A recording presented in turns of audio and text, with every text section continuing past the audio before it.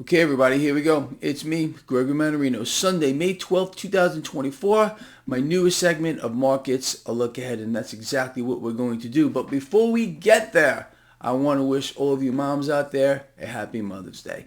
All right, people, look, I got some interesting comments and a whole bunch of stuff regarding this. Now, I want to talk about this real quick. Hey, Greg, what do you think about this possible 20,000 gold revaluation by the Treasury, blah, blah, blah? All right, first of all, I'm going to say this ain't going to happen. But what I will say, it is potentially possible for gold to hit, if I had to throw a number out here, I'm going to say maybe 16,000, but I think it's highly unlikely.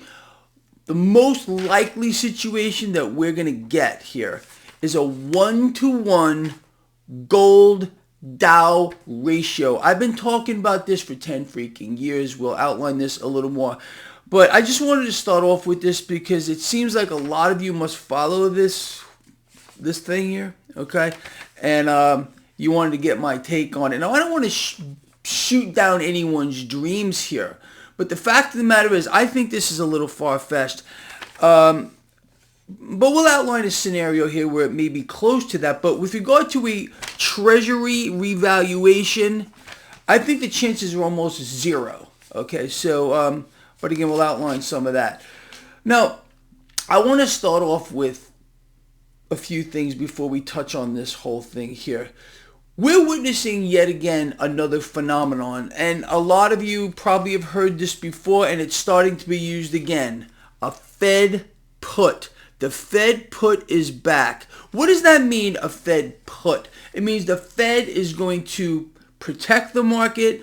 The Fed and other central banks are going to make sure that they keep the market propped up here. And they're doing this, I mean, it's just so obvious, and it should be to you, it at least is to me.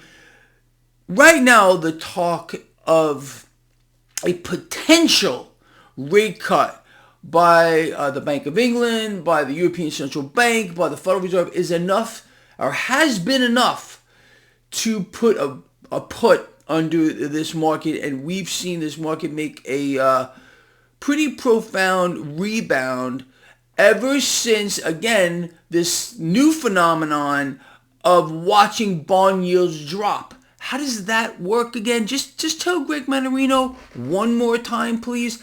How does it work? How do bond yields just drop? Is it the regular guy or the regular girl rushing out there and saying, I gotta buy debt, I gotta buy debt? That's how it works. People don't understand this by and large. It's kind of the opposite of how a stock works. When you have a rally in the debt market, when the debt market is rallying, yields drop. That means cash is making its way into the debt market. Kind of the opposite of how a stock works. When a stock works, the price goes higher. When a bond rallies, well, the yields drop. That's how that works. Very simple to understand.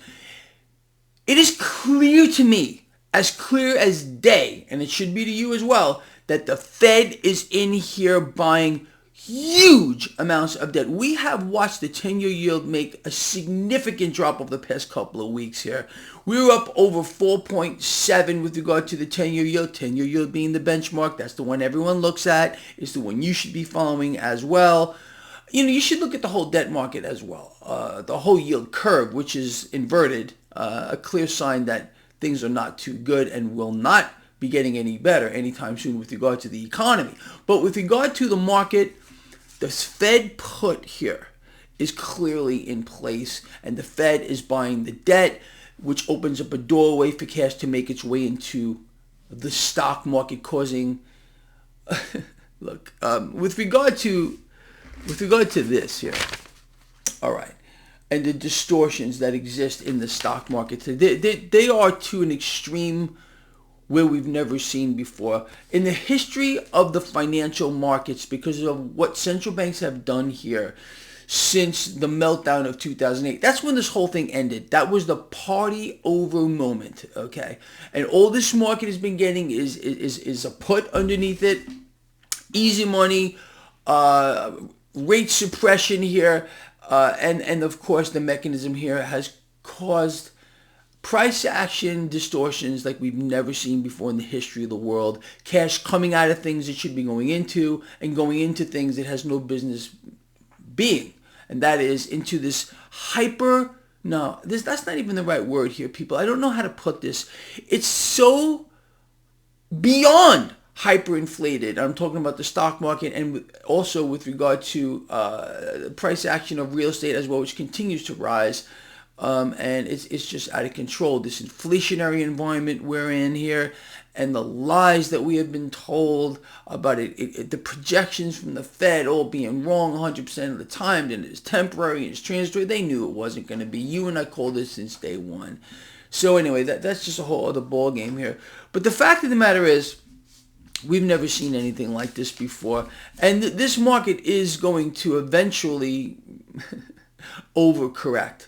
And that's just how this kind of a thing will end up manifesting itself, because this is a bubble beyond belief. Okay, we can pretty much agree on that. And this bubble has been directly engineered, in this case by the Federal Reserve, by keeping rates artificially suppressed here for well over 10 years. And all this does is it strips out a real price discovery mechanism out of the market. The market is supposed to be a price leveling mechanism. In other words, there's a buyer and a seller, and they agree on a price of a particular asset. But here we have a third player. I've talked about this all the time.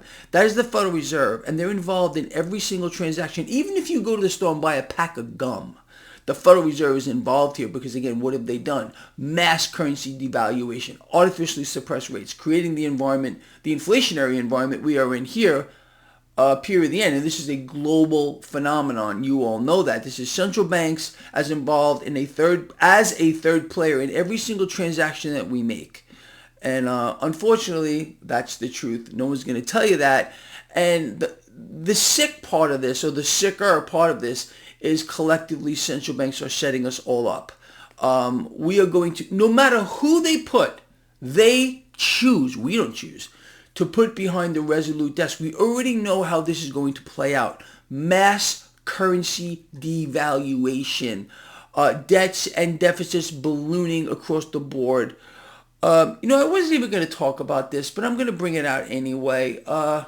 Let's talk about this just real quick. In the event that this current freak is reselected, you can expect things to go on the way that they are.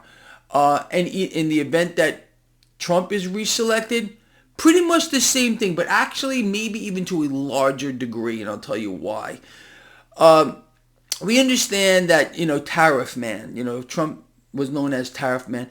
He's already talking about, if he's reselected, how he's going to put more tariffs on this and more tariffs on that. What is that going to do? That's going to obviously increase our trade deficit. We're already a nation that imports everything. You understand? And obviously, if tariffs are increased here, there'll be a retaliatory reaction on the opposite side. So you can clearly expect inflation to get a lot worse. Currency devaluation, Trump's already talking about a weaker dollar here. The current idiot, imbecile, moron, thing, creature sitting behind the Resolute desk has no idea what's going on. He doesn't even, when he wakes up in the morning, doesn't even know what day it is, what year it is. I mean, there's obviously something cognitive going on here. But again, how this potentially can play out into 2025 after the selection just looks very, very, very, very ominous to Greg Mannarino here. Anyway, that's pretty much with regard to that. And just real quick, as we all know, this issue with food inflation is really starting to hit home. And here's a headline: angry shoppers are fighting back against inflation. Really, what are they doing? They're taking it straight, deep, and hard in the gabagool. They're not fighting against anything. What they're referring to here is people are not spending. And what do we just find out? Consumer credit is not expanding at the pace they expected, because people are maxed out. They're maxed out, and this is also by design. It's a wipeout. It's a complete destruction of the middle class on a worldwide scale as central banks increase their pressure on the middle class. You all know that the consumers aren't, consumers aren't fighting back against anything. Unfortunately, they have no choice, and you pretty much understand what I'm talking about. And they're being made slaves to the system, as you all know. Dependency on the system, it's a horrible thing to see, but that's just the way it's playing out here. And this Wednesday, we're going to get the CPI report, the Consumer Price Index. That's going to be an interesting day, and it could potentially move the market. Let's see where that goes. But make no mistake, the Fed put is back. The Fed put is back. I expect to see more debt buying, more rate suppression, bond yields dropping. That means more cash making its way into the stock market. Now, with regard to the Fed put, here's this. This was from last week. Dow scores the best week since December. Lovely. This is the Fed put in place yet again. You see this and this are playing together. Imagine my shock. Now let's talk about this, because this is the big question I get from everyone here. Okay, Greg, what about this $20,000 gold? Let's put a scenario together. There is a possibility here that gold could end up being twice the Dow.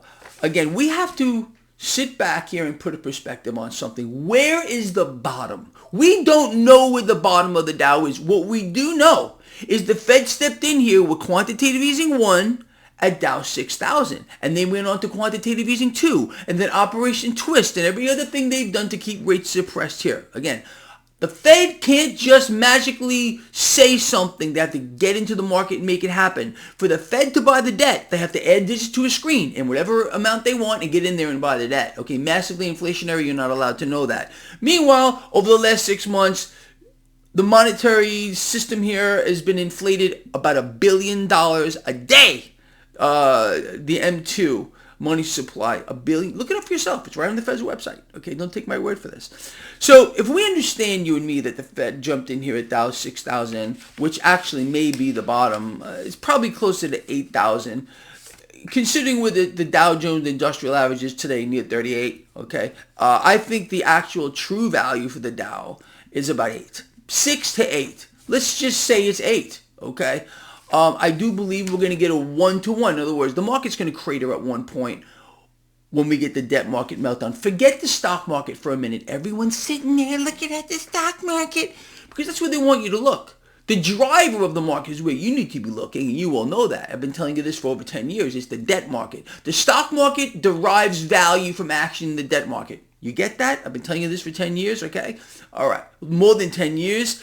So that means the stock market is a derivative, okay? It's a derivative. It derives value from action in the debt market. Everything does. Artificially suppressed rates, price, pretty much everything. Mortgages, the price of houses, everything gets value from that. All right, now understanding that the real meltdown will begin and end in the debt market, not the stock market. The stock market will reflect that, what's happening in the debt market. You understand?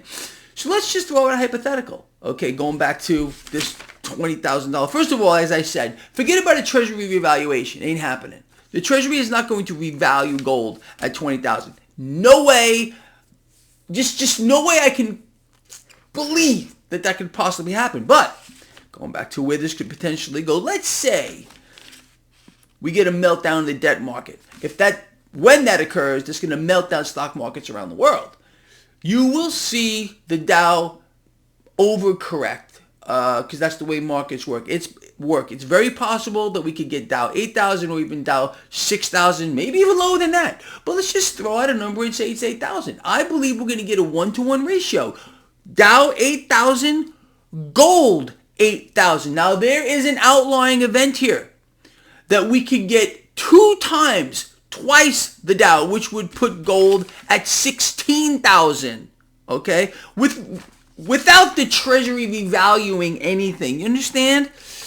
These kind of things are hype, you understand? I get it. Government revaluation? You mean the Federal Reserve? Do they not understand who the real government is? Look, I'm not sitting here calling anybody out, but I just look at these things from a rational perspective. And in my opinion, again, there's no rational way the Treasury is going to revalue gold to 20,000 for those of you that are asking. But as I just said, it is possible in an outlying event that gold could hit 16,000 and go twice the Dow. I think it's more likely 8 with regard to gold, and then a 15 to 1 or a 10 to 1 ratio gold silver. So you just do the math here. And this is again why I say silver is the most undervalued asset in the world. Do you understand? I think you do, people. Anyway, look. So I hope this answered the question I got from all of you with regard to this. Seems to have created quite a buzz. And I'm glad it's opening people's eyes to this credit of this thing here. At least it's making people aware that there is a potential for gold, and there's no doubt that it's there. Gold, skyrocketing at one point, but it's not just gold, and it's not just silver. It's not just platinum or palladium. It's commodities. What has this guy been telling you forever now? Commodities, commodities, commodities. Gain exposure to commodities. Yes, indeed. These are Greg Mannarino's favorite commodities in the world. I like copper too. You all know that. I own platinum and palladium. That's why I own it all. But with regard to the most undervalued asset in the world, that's it right there. But you need exposure to commodities, people. I can't say this another way. And you can do this many ways. Again, my free newsletter, link in the description of this video. I put out at least 5, maybe even 6 newsletters with a list of exchange-traded funds or ETFs that would give you exposure to a broad basket of commodities. We need to be on the opposite side of this situation, or at least that's what this is explaining to a certain degree, although this treasury revaluation ain't happening. But gold could do it on its own. Gold could do it on its own. Anyway, people, look, as I said, I hope you got something out of this video. We covered a lot as usual. I want to hear from you on these things, especially those of you that asked me about this. Okay, did I kind of put this into a perspective for you that you get? Does it make more sense what I'm saying here, that there is a potential for gold to be twice the Dow? Absolutely, there is a potential. I think it's an outlier, but it's a possibility. A 1-to-1 Dow gold, I think is pretty much a lock. But we'll see where that goes as well. All right, people, look, this guy here loves you from the heart. I mean that with all I got. We will see each other in the morning. So until that time, enjoy the rest of your day and take care of yourselves and take care of each other.